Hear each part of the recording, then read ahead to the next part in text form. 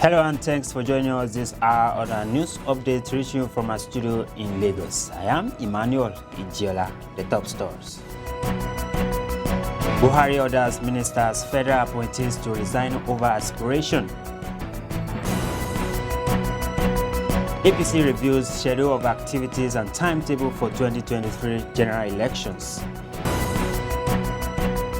TUC vows to join strike if federal government fails to meet Asuu'S demands.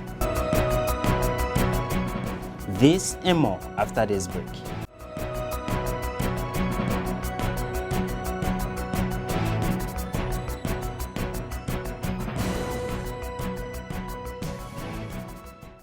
President Muhammadu Buhari has ordered all ministers and federal appointees aiming to be president to resign immediately. The directive may also affect appointees seeking to be governors, senators, and House of Representatives members. He also praised the Minister of State for Education, Emeka Iwajoba, for quitting to avoid conflict of interest. The president gave the quit notice at the tail end of the Federal Executive Council meeting today. Some of the presidential aspirants include Governor of Central Bank, Mr. Godwin Emefiele, the Minister of Transportation, Rotimi Amechi, the Minister of State for Petroleum Resources, Mr. Timothy Silva, and the Minister of Niger Delta Affairs, Senator Godswill Akpabio. Also, the Minister of State and Attorney General of the Federation, Abubakar Malami, is seeking to be governor of Kebbi State.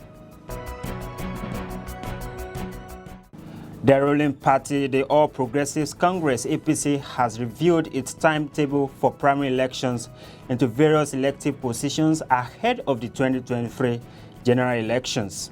This was announced on Tuesday in a new timetable released by the APC National Organizing Secretary, Suleiman Agungu. In the previous timetable, the primaries for the governorship were fixed for May 18th, the House of Assembly for May 20th, while the primaries for House of Representatives and Senate were scheduled for May 22nd and 24th, respectively.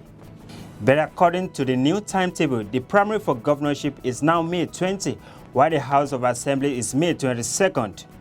The primaries for Senate and House of Representatives are now May 24th and 25th, respectively.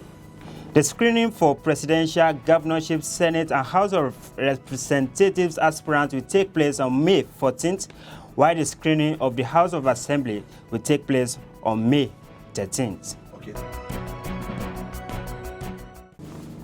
The Trade Union Congress of Nigeria, TUC, has vowed to join the ongoing strike by the Academic Staff Union of Universities, ASUU, if the federal government failed to address issues raised by the union and put an end to their action.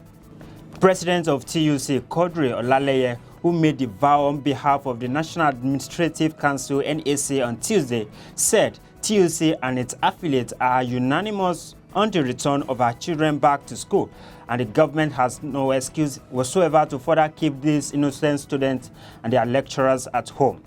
Meanwhile, the Senate President Ahmad Lawan on Tuesday said the 2009 agreement, which was the subject of the dispute between the federal government and the Academic Staff Union of Universities, ASUU, was not properly thought out before it was signed.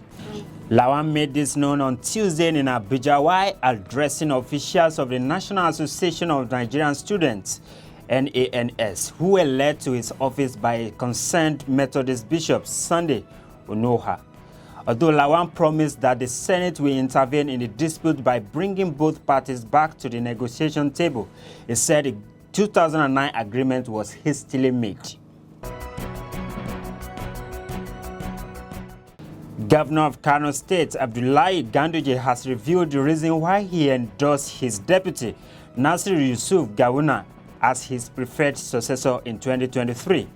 AN24 TV had earlier reported that the decision to pick Gawuna as GANDUJE's successor was made at a meeting of the All Progressives Congress APC stakeholders in the state over the weekend.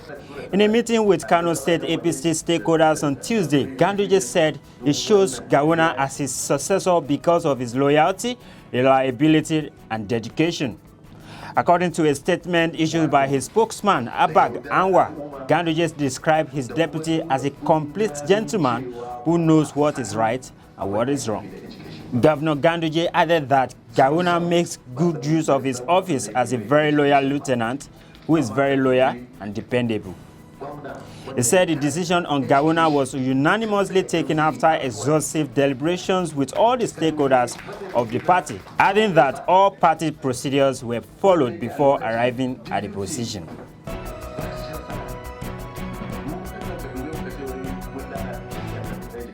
The Court of Appeal Abuja Division has set aside the judgment of the Federal High Court in Umuahia, who ordered the deletion of Sections 84, subsection 12 of the Electoral Act 2022. A judgment delivered on Wednesday says a three-member panel of the court, headed by Justice Hama Akawu Baka, held that the lower court had no jurisdiction to have entertained the case because the plaintiff, Nduka Edede, lacked the focus standing to have filed the suit in the first place. It will be recalled that the Federal High Court in Umuahia had declared invalid and unconstitutional Section 84, subsection 12 of the amended Electoral Act, ordered by the Attorney General of the Federation to delete it. Also, the court ruled that Edede failed to establish any cause of action that warranted him taking the matter to court.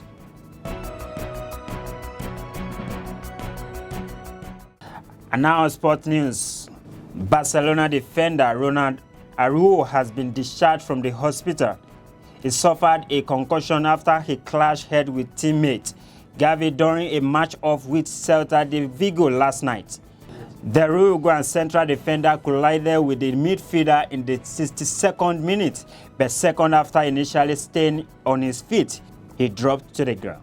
At the time, his club were 3-1 up thanks to a brace from Aubameyang and another from Memphis Depay.